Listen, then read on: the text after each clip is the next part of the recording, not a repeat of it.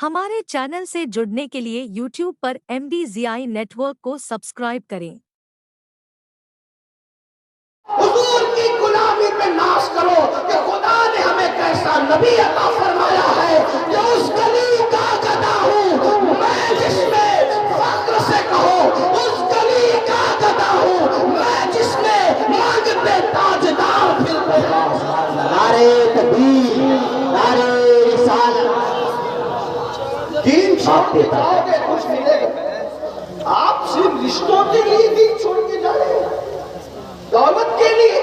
खुदा की इज्जत की कसम, जो आशिक रसूल है उससे बड़ा कोई मालदार है ही नहीं। आशिक रसूल होकर कभी अपने आप को गरीब मत समझना। दुनिया का सबसे मालदार वो है जो दीनदार, दुनिया का सबसे मालदार वो है जो आशिक। इसलिए कि ये जिसपे गांधी छपे हुए हैं वो तो औरतें नाच कर भी कमा लेती है, जिस्म बेच कर भी कमा लेती है, लेकिन दौलते दीन नाच कर और बेच कर नहीं मिला जाता, बल्कि मुस्तफा जाने रहमत के बाजार में बिक कर मिला जाता है। और बाजारों में और बाजार मुस्तफा में फर्क ये, तवज्जो करना, और बाजारों में और बाजार मुस्तफा में फर्क ये है कि और जगह पता नहीं कौन कौन बेच रहा है, कौन कौन खरीद रहा है। तन्हा बाजार मुस्तफा की शान है, बेचने वाला नबी है, खरीदने वाला खुदा है, और कीमत डॉलर पाउंड और पैसे नहीं है, सीधी सीधी जन्नत की कीमत है। अल्लाह अकबर। हजरत अजमल सुल्तानपुरी ने बहुत अच्छी बात कही। वो कहते हैं कि बाजार मुस्तफा में खरीदार है खुदा। बाजार मुस्तफा देखो, उनके बाजार में आकर तो देखो, बाजार मुस्तफा में खरीदार है खुदा। कितना हंसी हिजाज है बाजार मिस्र से, कितना हंसी हिजाज है बाजार मिस्र से। और जब से मिला है दामन आले रसूल का, बेफिक्र हो गया हूँ शफाअत की फिक्र से। मिस्र के बाजार में बादशाह मिस्र खरीदने आता है और मुस्तफा के बाजार में खुदा खरीद लिया करता है। ये नबी का बाजार है, इसलिए बाजारू न बनो, बाजारी न बनो। जो उनके यहाँ बिक गया फिर दुनिया की कोई ताकत उसे खरीद नहीं सकती। जमशेद और सिकंदर यहाँ की खैरात पा करके बादशाह, मेरे इमाम कहते हैं बहुत खूबसूरत बात है, क्यों ताजदारो अंदाजा करो। पढ़े लिखे लोग अगर इमाम अहले सुन्नत का जिक्र या उनका शेर सुनकर इतने चुप रहे तो फिर मैं यही कहूंगा कि शायद कहीं ना कहीं कमी रह गई है। हाँ, कुछ और नहीं कह सकते, क्योंकि जब हम लोग गुजरात और राजस्थान में शेर पढ़ते हैं जहाँ लोग उर्दू नहीं जानते, तो फिर उनको हम ये कहते हैं कि अगर हम ये यूपी में पढ़ते तो लोग चुप न रहते, लेकिन यूपी वाले चुप, मुबारकपुर के पड़ोस में रहकर चुप है। तो फिर हमें इस पर कह रहा था कि कोई ना कोई कमी रह गई है। पढ़ तो लिया है लेकिन दीवानगी में कोई कमी है। हाँ, वो गुजराती और राजस्थानी होकर भी आशिक बगैर समझे भी चुप नहीं रहते, नबी का नाम आने पर मचलते हैं। अगर खैराबाद वालों आपके अंदर मचलना नहीं है तो फिर थोड़ी सी तरबियत की जरूरत है। तवज्जो फरमाए, क्या कहते हैं, क्यों ताजदारो, क्यों ताजदारो, ख्वाब में देखी कभी वो शय। सुभान अल्लाह, सुभान अल्लाह। ताजदारो ख्वाब में देखी वो शय।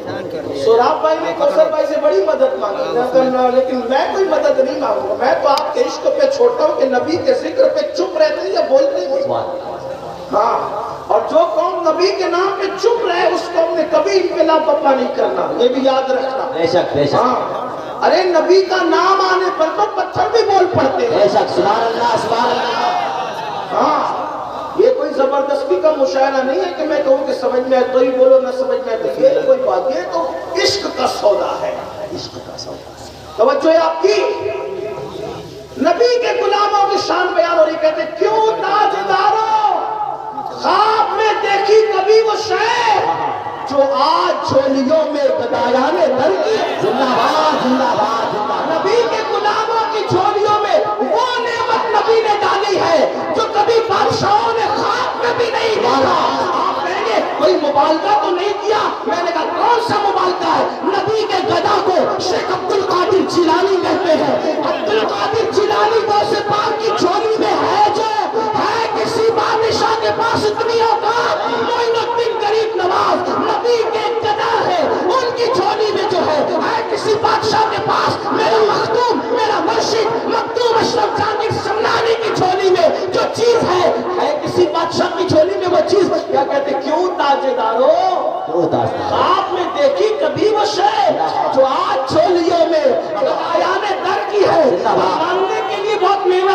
نہیں پڑتی، کہتے ہیں مانگیں گے مانگے جائیں گے، وہ مانگے پائیں گے، سرکار میں نہ لا ہے نہ حاجت اگر کی ہے، اور ملتا کتنی جلدی ہے، ہاتھ اٹھتے ہی داتا کی دین تھی، تیری قبول عرض میں بس ہاتھ پڑے گی، زندہ باد زندہ باد،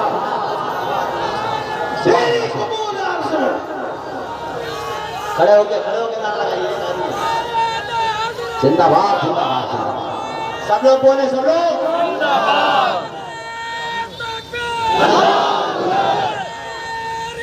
یا رسول اللہ سلامت رہے، اللہ اللہ سلامت رکھے۔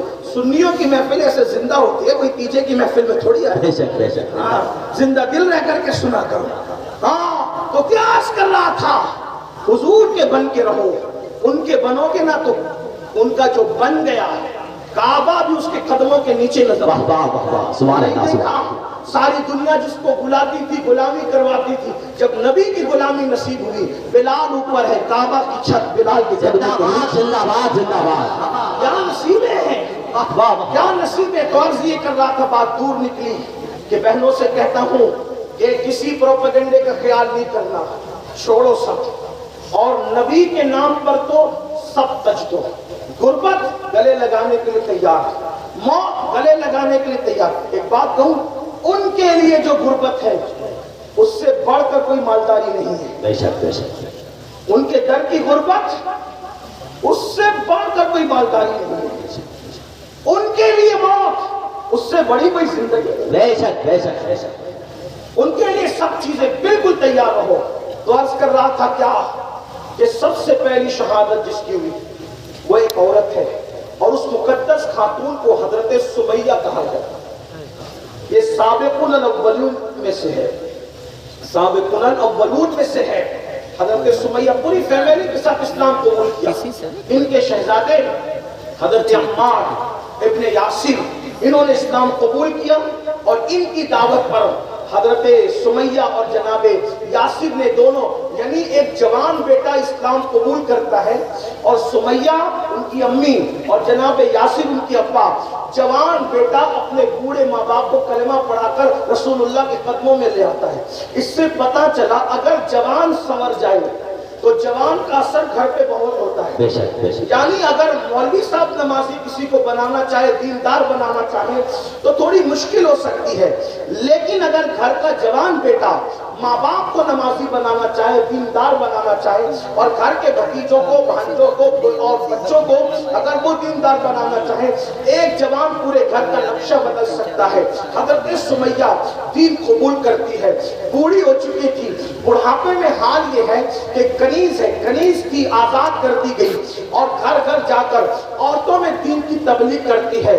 ابو جہل جیسے گنڈے کو پتا چلا، اس کی گنڈا گردی چلتی تھی، حضرت سمیہ کے پاس آیا، اور سمیہ سے آ کر کہتا ہے، سمیہ میں نے سنا ہے کہ تم مرتد ہو گئی، تو بے دین ہو گئی۔ سیدہ سمیہ نے فرمایا، واللہ بے دین پہلے تھی، اب سمیہ دیندار ہو گئی، اب سمیہ کو دین مل گیا، محمد رسول اللہ کا دامن کیا ملا، مجھے دین مل گیا ہے۔ اللہ اکبر۔ حضرت سمیہ کبھی لوگوں کے سامنے بولتی نہیں تھی، کیونکہ غلاموں کی حیثیت جانوروں سے بھی بدتر تھی، غلاموں کا حال جانوروں سے بھی گرا ہوا تھا، لیکن آج جب حضرت سمیہ نے جرأت کے ساتھ کہا، بے دین پہلے تھی ابو جہل، اب میں دیندار ہو چکی ہوں، تو اس وقت لوگوں نے اندازہ کیا کہ ایمان کی طاقت کتنی بڑی ہے، کہ ایمان نے غلاموں کی زبان میں بھی بولنے کی طاقت عطا کر دی ہے، قوت عطا کر دی ہے۔ یاد رکھنا، عشق کی دولت کوئی چھوٹی موٹی نہیں ہوتی، عشق کو بے باک بناتا ہے،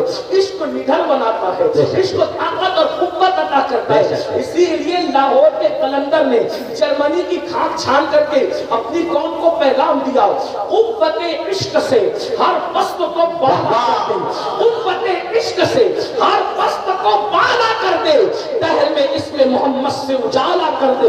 یاد رکھنا، کسی ہتھیار کی اتنی قوت نہیں ہے جتنی قوت عشق رسول کی ہے، رسول کی ہے۔ اس لیے لوگ کروڑوں ہتھیار رکھ کر بھی ان نہتے عاشقوں سے لرزہ برندام ہے، جانتے ہیں کہ سارے ہتھیار قدموں میں جھک جاتے ہیں جب کوئی ایک عاشق کھڑا ہو جاتا ہے۔